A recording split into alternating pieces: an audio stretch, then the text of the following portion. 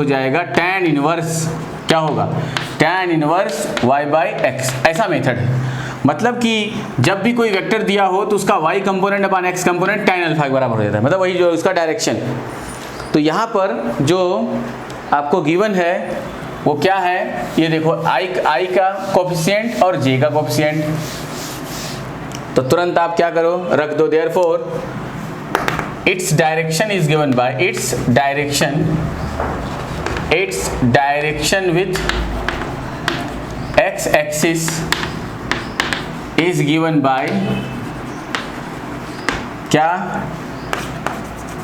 tan alpha is equals to j का coefficient upon y का coefficient, i का coefficient. j का coefficient क्या है, v by 2 1 plus root 3 minus root 2 upon v by 2 1 plus root 3 plus root 2।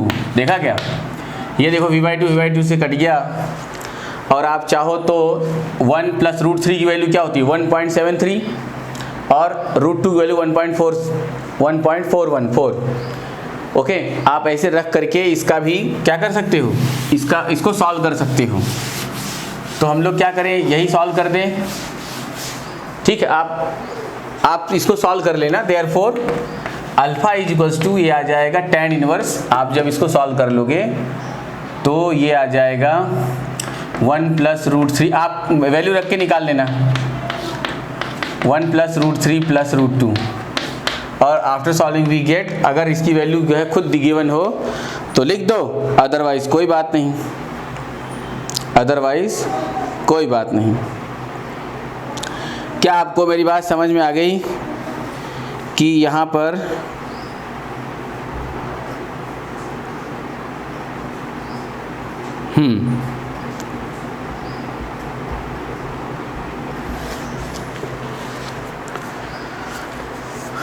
अच्छा, एक चीज़ और यहाँ से ध्यान देने वाली थी, क्या, ये जो 60 डिग्री है, ये 60 कहाँ से दिया गया है, अगर इसने x से ऐसे आकर के दिया है तो ये 60 क्या लिया जाएगा, -60, क्योंकि जो भी एंगल पॉजिटिव लिया जाता है वो तभी पॉजिटिव होगा जब वो एंटी क्लॉकवाइज होगा।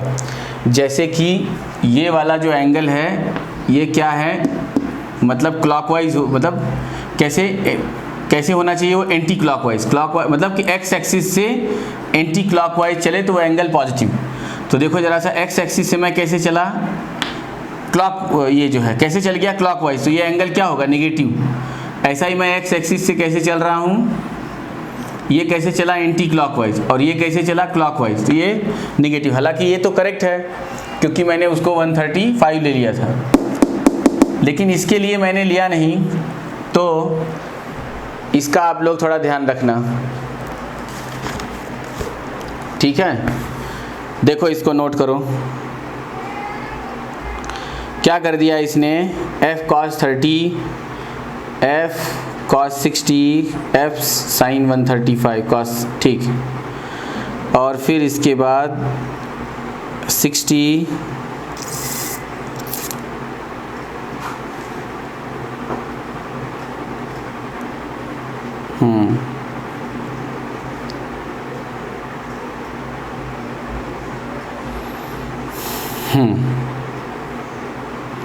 और OB मतलब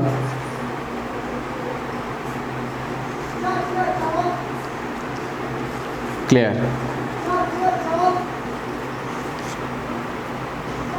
ठीक है, नोट करो, सही है। ये क्या आ गया, OB की बात क्या कर रहा है, ये OB y component of OB कितना आ रहा है, x, तो हमने क्या लिया है 60, तो ये साइन 60।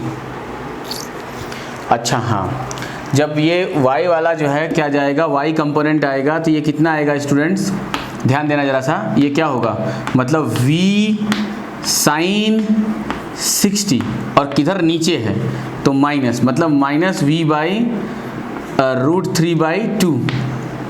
तो जो हम लोगों ने यहाँ पे जब y कंपोनेंट लिया तो ये यहाँ पे बच्चों क्या आ जाएगा, माइनस साइन आ जाएगा। बस यही एक इसमें करेक्शन हो गया, मतलब ये एक छूट गया, मैंने ध्यान नहीं दिया कि ये निगेटिव वाई एक्सिस में जा रहा है। तो ये जो आपका वाई कंपोनेंट है ये क्या हो जाएगा यहाँ पे माइनस, मतलब कि √3 वाला पोर्शन क्या होगा माइनस, बस और कुछ नहीं। √3 वाला पोर्शन क्या होगा माइनस, ठीक है। तो ये आपका आ गया alpha equals to tan inverse 1 minus √3 minus √2 upon 1 plus √3 plus. बस आपको क्या करना है, केयर रखना है भाई वो जा किधर रहा है, x के अलॉन्ग जा रहा है या y के अलॉन्ग जा रहा है। अच्छा अलॉन्ग तो जा रहा है, इट्स ओके, लेकिन वो पॉजिटिव अलॉन्ग जा रहा है कि निगेटिव अलॉन्ग के जा रहा है। अगर वो पॉजिटिव की तरफ जा रहा है तो वो पॉजिटिव कंपोनेंट होगा, और निगेटिव की तरफ जा रहा है तो नेगेटिव कंपोनेंट होगा, ठीक है ना। इस बात का ध्यान रखते हुए आप क्वेश्चन को सॉल्व करो। ओके, हो गया संकेत? संकेत ध्यान से देख लो, मैंने बताया ना ये जो v हमने साइन 60 लिया और कोसाइन लेते वक्त मैंने उसको प्लस कर दिया था, ध्यान नहीं दिया मैंने, वो नीचे है। अभी मैंने बताया कि ये जब इधर आएगा तो क्या आएगा, निगेटिव में आएगा। तो इसलिए देखो ये क्वेश्चन क्या हो गया, चेंज हो गया, मतलब कि ये जो y वाला कंपोनेंट है यहाँ पे ये निगेटिव रहेगा, बस एक ही चेंज है, बाकी कुछ चेंज नहीं है। ओके, हो गया? हो गया।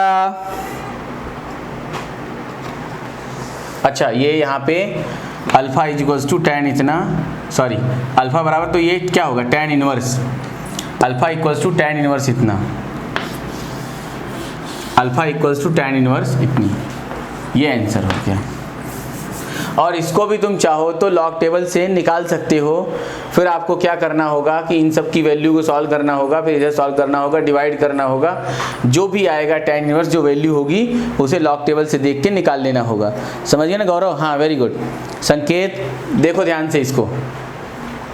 अब आपको क्या वो पहला वाला क्वेश्चन समझ में आया कि उसने रिजल्टेंट पूछा था, मतलब सभी वेक्टर्स का x के अलॉन्ग कंपोनेंट, y के अलॉन्ग कंपोनेंट, वो लेने के बाद फिर क्या होगा, vector r equals to rx i cap plus ry, rx मतलब sum of all component along x axis, ry मतलब sum of all components along y axis, ठीक है ना।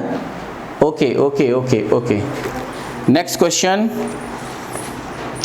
And important and very good question. देखो सभी लोग, इसके बाद वाला क्वेश्चन बहुत अच्छा है और शायद ये आपके जीवन में कई बार शामिल होगा, मतलब कई बार जेई नीट के एग्ज़ाम वाले क्वेश्चंस में कई बार आपको दिखाई देगा।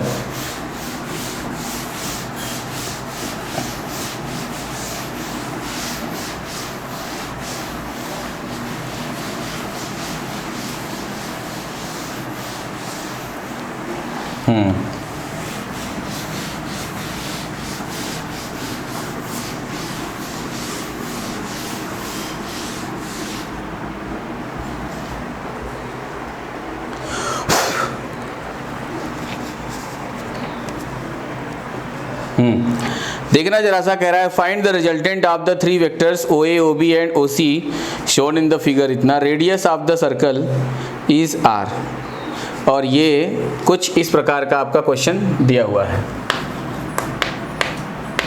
यहाँ पर उसने एक सर्कल दिया और इस सर्कल के अंदर ही आपको उसने 3 वेक्टर दे दिए, OA, OB एंड OC। ये उसका सेंटर है सर्कल का। अब आपको देखो देयर आर 3 वेक्टर्स, कौन कौन से वेक्टर्स हो गए, OA, OB एंड OC। देखो ये यहाँ से यहाँ तक OA, OB एंड OC। अब देखना ये कितना 45 डिग्री, और ये यहाँ से यहाँ तक कितना, ये भी 45 डिग्री।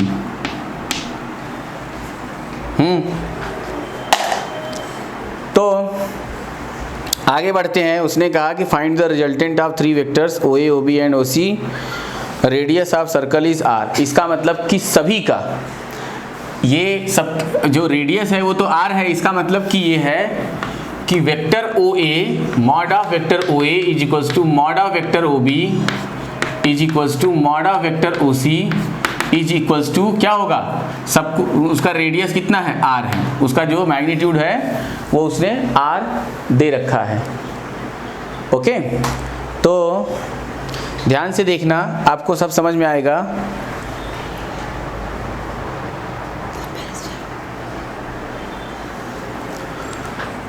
ओके, तो जल्दी जल्दी इसको देख लेते हैं, ये क्वेश्चन क्या होगा। तो देखो अपना क्या है, OA का सबका component along x axis, component along y axis, ठीक है ना। सभी के कंपोनेंट अलोंग x एक्सिस निकाल दो, y के अलोंग निकाल दो। देखो ये x एक्सिस हो गई और ये वाली ऐसा y एक्सिस हो गया। तीनों के फिर सबके x के ऐड कर लो, सबके y के ऐड कर लो और फिर वो रिजल्टेंट हो जाएगी। ठीक है, तो चाहे आप वैसा करो और चाहे जो है चाहे जैसे कर लो। तो चलो सबके क्या करते हैं, OA OB OC का OA x component of OA is equals to क्या होगा, सीधे सीधे कितना है ये तो x के अलोंग ही है, मतलब क्या हो गया r, and x component of किसका, OB का कितना होगा, r cos 45, मतलब r/√2, and x component of OC तो r cos 90, देखो ये 90 डिग्री है तो ये क्या हो गया 0। ऐसा ही y component of OA equals to, देखो OA y के अलोंग क्या है, अगर मैंने y के अलोंग लिया भी तो क्या होगा 90 डिग्री, तो OA कितना आ जाएगा cos 90, समझ में आ रहा है, cos या, तो ये जो OA है ये प्योरली किसके, x के अलोंग है, तो y के अलोंग क्या होगा, इसका कितना एंगल बन रहा है 90, cos 90 तो इक्वल्स टू क्या हो जाएगा 0। फिर अगर मैं OB की बात करूं, y कंपोनेंट ऑफ OB की बात करोगे तो कितना आ जाएगा, O मतलब r ये जो है sin 45, देखो इसका r cos 45, r sin 45, तो फिर से r/√2 हो गया। अब मैं OC की बात करता हूं तो y component of OC is equals to y के, देखो अब OC किधर है, प्योरली y के अलोंग है, मतलब कि क्या हो जाएगा r, मतलब r cos 0, y के अलोंग क्या बना रहा है 0, r cos 0 क्या हो गया r हो गया। Therefore resultant vector r equals to rx i cap plus ry j cap. अच्छा, रिजल्टेंट को हम लोग कुछ तो भी p ले लेते हैं, तो ये हो जाएगा px और ये हो जाएगी py। तो जरा सभी px को देखो क्या क्या होगा, r प्लस r/2 और ये 0, तो r प्लस r/√2 और ये i कैप, क्लियर। और प्लस ry की py की बात करो तो py में कितने आए, पहला 0, दूसरा r/2 plus r of j cap, ये है आपका resultant. p equals to r plus r/2 i cap r/√2, इधर देखो ये कितना है r/√2 प्लस r, ये j कैप। अभी देखना जरा सा, क्योंकि ये रिजल्टेंट की बात कर रहा है तो हम लोग अब रिजल्टेंट निकाल देते हैं। तो देख लो रिजल्टेंट क्या होगा, r प्लस r/√2, ठीक है। तो इसका क्या करना होगा, आपको रिजल्टेंट देखना होगा। तो ये रिजल्टेंट आ जाएगा √2 से ऊपर मल्टीप्लाई, √2 से नीचे डिवाइड कर दो, तो कुछ नहीं, यही आपका रिजल्टेंट हो गया। Mod of vector p is equals to i के कोफिशिएंट का स्क्वायर, तो r प्लस r/√2 कितना होगा, r plus r/√2 means √2 plus 1 into r upon √2, इसका स्क्वायर मतलब √2 प्लस 1 r²/2 प्लस फिर वही 1 प्लस √2 का स्क्वायर इंटू r²/2, ये आपका रिजल्टेंट हो जाएगा। हो गया स्टूडेंट्स, कर लो सॉल्व आप।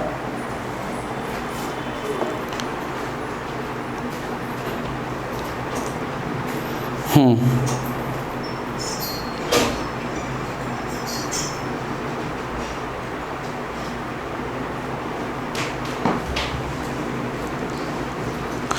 ए plus O B plus O सी,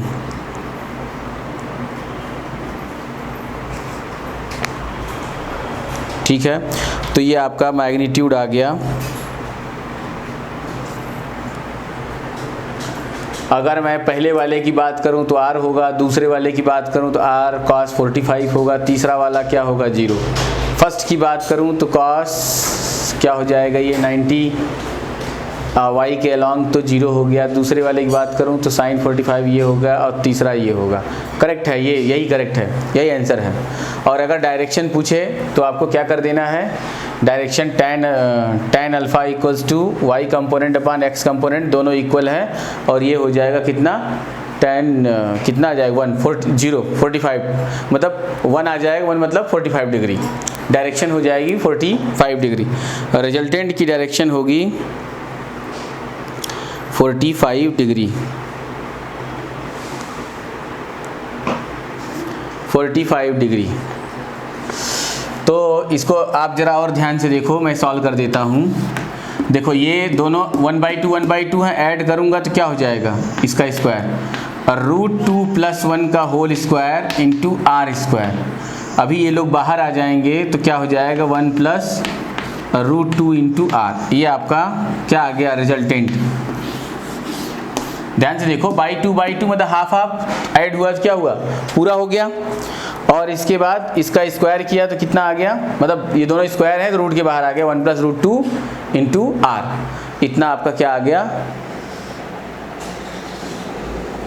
हाँ यार, व्हाट्सएप पे ग्रुप नहीं बनाया, आज ही तुम्हारा काम है जो है। आज क्लास 11th का नंबर है, सबका बना दूंगा आज, डोंट वरी, आज सबका बना दूंगा। हो सकता है तुम लोगों को एक बार कॉल भी आए मेरी, टाइम मिल गया तो मैं ज़रूर करूंगा, नहीं तो व्हाट्सएप ग्रुप तो फिक्स है, आज बना दूंगा आपका।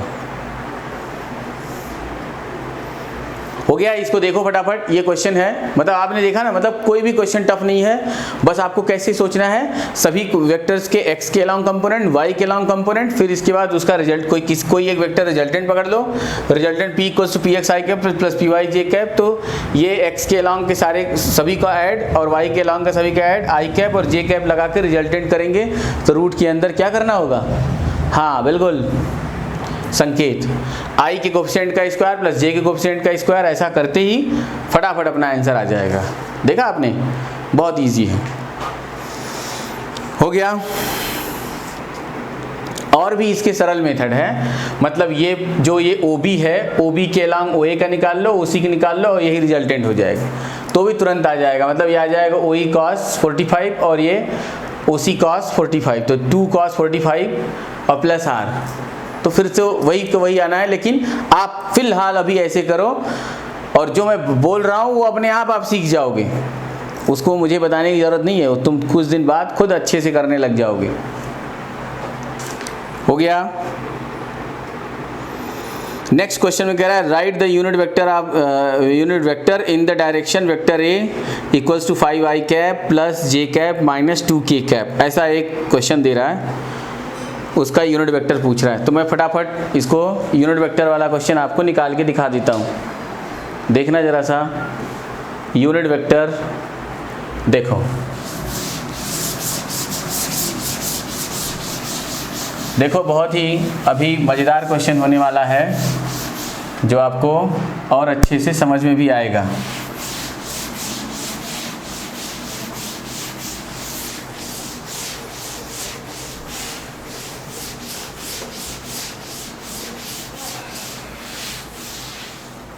ओके, इसमें कहा उसने कि एक कोई वेक्टर है, वेक्टर a = क्वेश्चन है कि कोई तो भी वेक्टर a = है क्या 5i +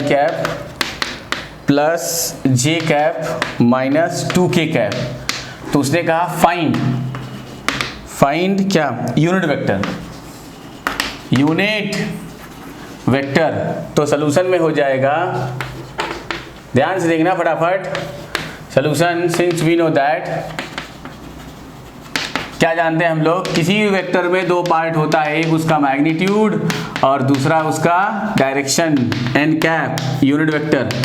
तो n cap equals to vector a upon mod of vector a equals to vector a की वैल्यू कितनी आ गई 5i cap plus j cap minus 2k cap upon mod of vector a, मतलब जो ये है उसका मॉड मतलब मैग्नीट्यूड लेना है। तो i के कोफिशिएंट का स्क्वायर प्लस j के कोफिशिएंट का स्क्वायर प्लस k के कोफिशिएंट का स्क्वायर कितना हो गया 25 प्लस 1 और प्लस 4, तो ये हो गया 30।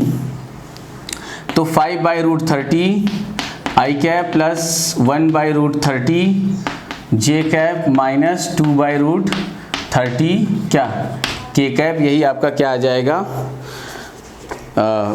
Unit vector. ये है आपका यूनिट वेक्टर, मतलब ये यूनिट वेक्टर है किसके अलोंग, ये जो गिवन वेक्टर है इस वेक्टर के अलोंग ये यूनिट वेक्टर है।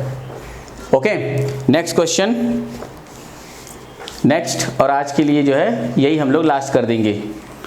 हटा दूं इसको, हो गया ना, देखा ना आपने फटाफट कि इस तरह से यूनिट वेक्टर फाइंड आउट करते हैं। अभी देखो एक क्वेश्चन और देख लो फटाफट, इसमें कहता है कि if mod of a plus B is equals to mod of a minus B then so that a is perpendicular to b, vector a is perpendicular to vector p। तो लास्ट क्वेश्चन है आपके लिए, last question,